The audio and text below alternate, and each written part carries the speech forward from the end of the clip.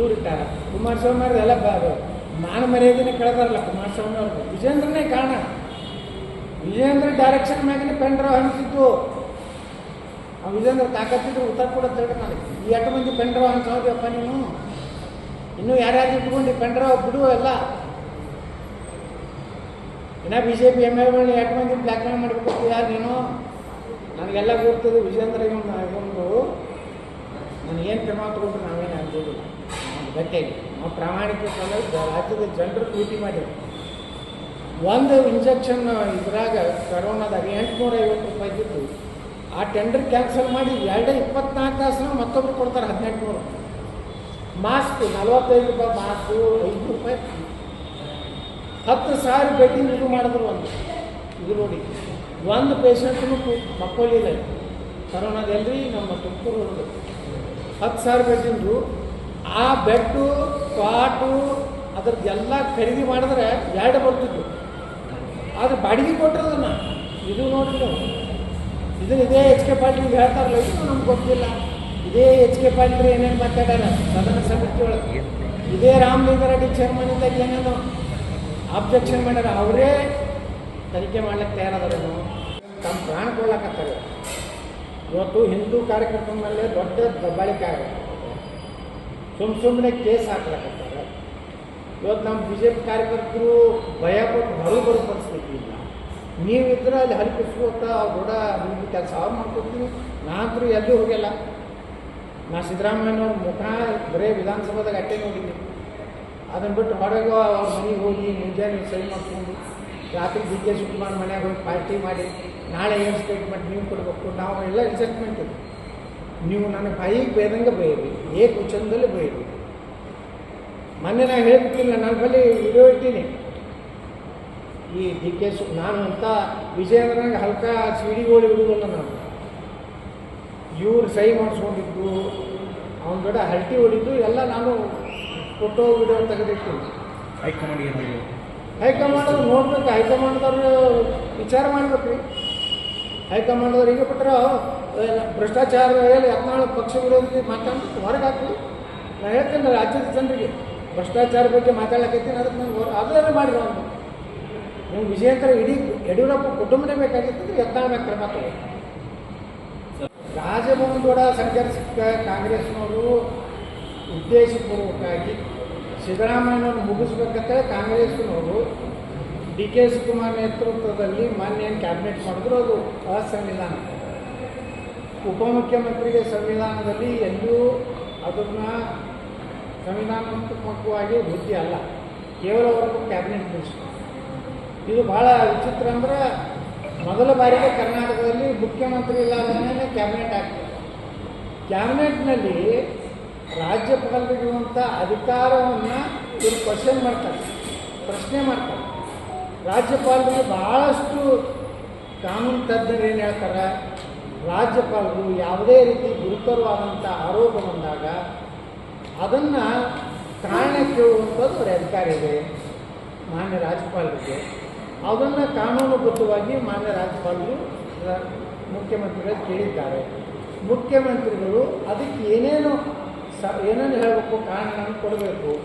ಇದರೊಳಗೆ ಹಿಂಗಾಗಿದೆ, ಇದು ನನ್ನ ಸಂಬಂಧ ಇಲ್ಲ ಏನನ್ನುವಂಥದ್ದು ಅದಕ್ಕೆ ಕಾರಣ ಕೊಡೋದಕ್ಕೆ ಹಾಕಿದಂಥ ಪ್ಲ್ಯಾನು ಅದು DK ಶಿವಕುಮಾರ್ ಮುಖ್ಯಮಂತ್ರಿ ಆಗಲಿಕ್ಕೆ. ಈ ಸಿದ್ದರಾಮಯ್ಯನವ್ರನ್ನೇ ಟಾರ್ಗೆಟ್ ಮಾಡಕತ್ತಲ್ಲ ವಿಜೇಂದ್ರ. ಯಾವಾಗಲೂ ನಾಗರ ಹಾನಿಗೆ ಹಾಲು ಹಾಕಿದ್ರೆ ಅದು ವಿಷಾನೇ. ಇದೇ ಸಿದ್ದರಾಮಯ್ಯನವರು ಶಿಕಾರಿಪುರದಲ್ಲಿ ಅತ್ಯಂತ ವೀಕ್ ಕ್ಯಾಂಡಿಡೇಟ್, ಒಬ್ಬ ಹಾಲಮತ ಸಮಾಜದ ವೀಕ್ ಕ್ಯಾಂಡಿಡೇಟ್ ಹಾಕಿ ವಿಜೇಂದ್ರ ಗೆಲ್ಲಲಿಕ್ಕೆ ಕಾರಣ ಸಿದ್ದರಾಮಯ್ಯ. ಸಿದ್ದರಾಮಯ್ಯನವರು ಹೊರನಾದಲ್ಲಿ ಗೆಲ್ಲಲಿಕ್ಕೆ ಕಾರಣ ಯಡಿಯೂರಪ್ಪ ಸಂಧಾನ. ಇವರಿಬ್ಬರು ಕೂಡ್ಕೊಂಡು ಆಟ ಆಡಿದ್ರವಾಗ ವಿಜೇಂದ್ರ ವಿರುದ್ಧ ವೀಕ್ ಕ್ಯಾಂಡಿಡೇಟ್ ಕಾಂಗ್ರೆಸ್ನವರು ಹಾಕಿದ್ರು. ಒಂದು ಸ್ಟ್ರಾಂಗ್ ಕ್ಯಾಂಡಿಡೇಟ್ ಇದ್ದ ನಾಗರಾಜಗೌಡ ಅಂತೇಳಿ. ಆ ಪಕ್ಷೇತರ ನೀತಿ 78,000 ಒಪ್ಕೊಂಡ. ಅಧಿಕೃತ ಕಾಂಗ್ರೆಸ್ ಪಕ್ಷದ ಅಭ್ಯರ್ಥಿ 7,000 ತಗೊಂಡು. ಇದು ಅಡ್ಜಸ್ಟ್ಮೆಂಟ್ ಅಲ್ಲ. ಇಲ್ಲಿ ವರಣಾದಾಗ ನಮ್ಮ ಸೋಮಣ್ಣ ಅವ್ರು ಸೋಲಿಸಲಿಕ್ಕೆ 2 ಕಡೆ ನಿಲ್ಲಿಸಿ 2 ಕಡೆನೂ ಯಡಿಯೂರಪ್ಪನ ಚೀಲಗಳು ಎಲ್ಲ ಕೂಡಿ ಅಲ್ಲಿ ಹಣ ಹಂಚಿ ಸೋಮಣ್ಣ ಸೋಲಿಕ್ಕೆ ಕಾರಣ ಯಾರು? ಯಡಿಯೂರಪ್ಪ ಗ್ಯಾಂಗ್. ಇವರಿಬ್ಬರು ಒಪ್ಪಂದ. ಈಗ ಅದೇ ನಾಮಕರಣ ಅಂದರೆ ವಿಜೇಂದ್ರ ಸಿದ್ದರಾಮಯ್ಯನವ್ರ ಬ್ಯಾನ್ ಅಂದರೆ ಸಿದ್ದರಾಮಯ್ಯನ ಕಿಮ್ಮತ್ತು ಹೇಳಿದ್ರಂದ್ರೆ ನೀವು ಮಾಡಿದ ಉಪಕಾರವನ್ನು ವಿಜೇಂದ್ರ ಸರಿಯಾಗಿ ವಿಚಾರ ಅದಕ್ಕೆ ನಿಮಗೇನಾದ್ರು ಸಿದ್ದರಾಮಯ್ಯನವ್ರೆ ನಿಮ್ಮಲ್ಲಿ ಏನಾದ್ರು ಒಂದು ರೀತಿ ದಮ್ಮ ತಾಕತ್ತಪ್ಪು ಎಲ್ಲರಿಗೂ ಪ್ರಶ್ನೆ ಮಾಡ್ತಿರಲಿಲ್ಲ. ನೀವು ಇದ್ರೆ ಎಲ್ಲ ತನಿಖೆ ಮಾಡ್ತೀರಿ. ವಿಜೇಂದ್ರ ಎಲ್ಲ ಭ್ರಷ್ಟಾಚಾರಕ್ಕೂ ತನಿಖೆ ಆಗುತ್ತೆ. ಅದು ಯಾವುದೇ ಹೇಳ್ತಾರೆ ಇದರಲ್ಲಿ ನಾವು ವಾಲ್ಮೀಕಿದು ತೆಗೆದುಕೊಳ್ಳಿ, ನಾವು ಹೇಳ್ತಾರೆ ನಿಮ್ಮದು ಗೋವಿ ಇದರಲ್ಲಿ ಹಗರಣ ಆಗಿದೆ, ತಾಂಡ ಅಭಿವೃದ್ಧಿ ನಿಗಮದಾಗ ಹಗರಣ ಆಗಿದೆ. ತೆಗೀರಪ್ಪ. ಹಾಗಾದರೆ ಎಲ್ಲರಿಗೂ ತುಡುಗರಿಗೆ ಎಲ್ಲರಿಗೂ ಹೊರಗೆ ಬರಲಿ. ಸುಮ್ಮನೆ ಏನಾಗಿರ್ತದಂದ್ರೆ ಈ ಇವರು ಭ್ರಷ್ಟರು ಅವರು ಭ್ರಷ್ಟರು ಇಬ್ಬರು ಕೂಡಿ ನಾಟಕ ಮಾಡ್ಕೊಂಡು ಹೋಗೋದು ಬೇಡ. ನಾ ಹೈಕಮಾಂಡಕ್ಕೂ ಹೇಳ್ತೇನೆ, ಇಂಥ ಭ್ರಷ್ಟ ಕುಟುಂಬವನ್ನು BJP ಅಧ್ಯಕ್ಷರಾಗಿ ಮುಂದುವರಿಸಬೇಕಾ? ನೀವು ಬಿಸ್ನೆಸ್ಸು ಮಾಡ್ತೀರಿ, ಇಲ್ಲಿ ಯಾವುದೋ ರಾಜಕೀಯ ಪಕ್ಷದ ನೇತೃತ್ವ ತಗೋತೀರಿ, ಅಧ್ಯಕ್ಷರಾಗಿ ನಿಮಗೇನು ನೈತಿಕತೆ ಇದೆ? ಯಡಿಯೂರಪ್ಪ ಅಂತೂ ಖರೆ ನಿಜವಾಗಿ ಯಡಿಯೂರಪ್ಪ ಯಾವುದೇ ಪಕ್ಷದ ವೇದಿಕೆಗೆ ಬರಬಾರ್ದು. ಆಮೇಲೆ ಗಂಭೀರ ಆರೋಪ ಇದೆ. ಪ್ರಕರಣ ಇವತ್ತು ಕೋರ್ಟ್ ಬಂದಿದೆ. ಇವತ್ತು ಪಾರ್ಟಿ ಹೇಳಬೇಕು ಈಗ ಯಾವುದೇ ಪಕ್ಷದ ವೇದಿಕೆಗೆ ಬರಬಾರ್ದಪ್ಪ. ಯಡಿಯೂರಪ್ಪಗೆ ನೈತಿಕ ಹಕ್ಕೇ ಇಲ್ಲ ಬರಲಿಕ್ಕೆ. ಬಂದು ಅಲ್ಲಿ ಭಾಷಣ ಮಾಡ್ತಾರೆ. ತಕ್ಷಣ ಸಿದ್ದರಾಮಯ್ಯ ರಾಜೀನಾಮೆ ಕೊಡ್ಬೇಕಾಗ್ತದೆ. ಭ್ರಷ್ಟರು ಮುಟ್ಟಿದ್ರೆ ಅಂದ್ರೆ ರಾಜೀನಾಮೆ ಕೊಡ್ಬೇಕಾಗ್ತದೆ. ನಿಮ್ಮ ಹಗರಣಗಳಿರ್ತದ ಮೊದಲು ನೋಡ್ಕೊಡಿ. ಹೈಕಮಾಂಡಿಗೆ ಕೇಳ್ತೀನಿ, ಭ್ರಷ್ಟಾಚಾರ ಮಾಡೋರನ್ನ ರಕ್ಷಣೆ ಮಾಡ್ತೀರೋ ಅಥವಾ ಅವ್ರ ಮ್ಯಾಗ ಕ್ರಮ ತಗೋತೀವಿ? ಇದು ಹೋರಾಟ ಏನಿದೆ, ವಾಲ್ಮೀಕಿ ಮುಖ್ಯಮಂತ್ರಿಗಳೇ ವಿಧಾನಸಭೆಯಲ್ಲಿ ಒಪ್ಕೊಂಡ್ರೆ 85 ಕೋಟಿನೂ ಆಗಿದೆ, 187 ಕೋಟಿ 85 ಕೋಟಿ ಆಗಿದೆ. ಒಪ್ಪಿಕೊಂಡ ಮ್ಯಾಗ BJPಯವರು ವಾಲ್ಮೀಕಿ ಬಗ್ಗೆ ಯಾಕೆ ಮೌನದಾರ? ನಮ್ಮ ಪಕ್ಷದವರು ಯಾಕಂದ್ರೆ ಅಲ್ಲಿ DK ಶಿವಕುಮಾರ್ ಅವರು ನೇರವಾಗಿ ಅಕ್ರಮ ಮಾಡಿ ಆ ಹಣ ರಾಯಬರೇಲಿ ಎಲೆಕ್ಷನ್ ಹೋಗಿದೆ, ತೆಲಂಗಾಣ ಎಲೆಕ್ಷನ್ ಹೋಗಿದೆ, ಬಳ್ಳಾರಿ ಲೋಕಸಭೆ ಎಲೆಕ್ಷನ್ ಹೋಗಿದೆ. ಪ್ರದೇಶ KPCC ಅಧ್ಯಕ್ಷನ ಮಾತು ಕೇಳಿ ಅದರ ಮಂತ್ರಿ ನಾಗೇಂದ್ರ ಮತ್ತು ಅದರ ನಿಗಮದ ಅಧ್ಯಕ್ಷ ಇಬ್ಬರು ಕೂಡಿ ಭ್ರಷ್ಟಾಚಾರ ಮಾಡ್ತಾರೆ. ಕೇವಲ ನಾಗೇಂದ್ರ ಒಬ್ಬರೇ ಮಾಡಿಲ್ಲ, ನಿಗಮದ ಅಧ್ಯಕ್ಷ ಮಾಡಿಲ್ಲ, MD ಮಾಡಿಲ್ಲ. ಎಲ್ಲಾದರೂ ಏನು KPCC ಅಧ್ಯಕ್ಷರಿದ್ದಾರೆ, ರಾಹುಲ್ ಗಾಂಧಿ ಇದು ಡೈರೆಕ್ಷನ್ ಇದೆ, ಅದನ್ನು ಮುಚ್ಚಿಡ್ತಾ ಇದ್ದಾರೆ. ಅದ್ರ ಬಗ್ಗೆ ಇವತ್ತು ವಾಲ್ಮೀಕಿ ಆದಂಥ ದೊಡ್ಡ ಹಗರಣ 187 ಕೋಟಿ ರೂಪಾಯಿ ವಿಧಾನಸಭೆದಾಗ ಒಂದು ಕುಟುಂಬಕ್ಕೆ 1 ಲಕ್ಷ ರೂಪಾಯಿ ಕೊಟ್ಟಿದ್ರೆ ಆ ಕುಟುಂಬ ಒಂದು ಉದ್ಯೋಗ ಮಾಡ್ಕೊಂಡು ಜೀವನ ಮಾಡ್ತೀವಿ.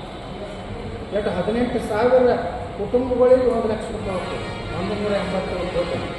ಅದನ್ನು ಬಿಡ್ತಾರೆ. ಇದು ಮೈಸೂರು ಹಗರಣ ಅಂತ. ಮೈಸೂರು ಹಗರಣದಾಗ ಯಡಿಯೂರಪ್ಪ ಅವ್ರ ತಂಗಿ ಮಕ್ಕಳಿಗೆ ಎಷ್ಟು ಸೈಟ್ ಅಲಾಟ್ಮೆಂಟ್ ಆಗ್ಯಾವ. ಇವರು ಒಬ್ಬ ಶಿಷ್ಯ ಇದ್ದಾರೆ ರಾಜೀವ್ ಅಂತೇಳಿ, ಅವ ಯಾಕೆ ಕಾಂಗ್ರೆಸ್ಗೆ ಹೋದ ಲೋಕಸಭೆ ಎಲೆಕ್ಷನ್. ಇವಕ್ಕೆಲ್ಲ ಉತ್ತರ ಹೇಳಿ ಇವರು ಪಾದಯಾತ್ರೆ ನೇತೃತ್ವ ತಗೋದು. ಮತ್ತು ಯಡಿಯೂರಪ್ಪನವ್ರಿಗೆ ಇಳಿಸ್ಲಕ್ಕೆ ಕಾರಣ ಯಾರು? ವಿಜೇಂದ್ರ. ಯಾವುದಕ್ಕೆ ಬಂದು ಭ್ರಷ್ಟಾಚಾರ ಮಾಡಿದ್ರು ವಿಜೇಂದ್ರ, ಎಲ್ಲ ಹಸ್ತಕ್ಷೇಪ ಮಾಡ್ಯಾನ.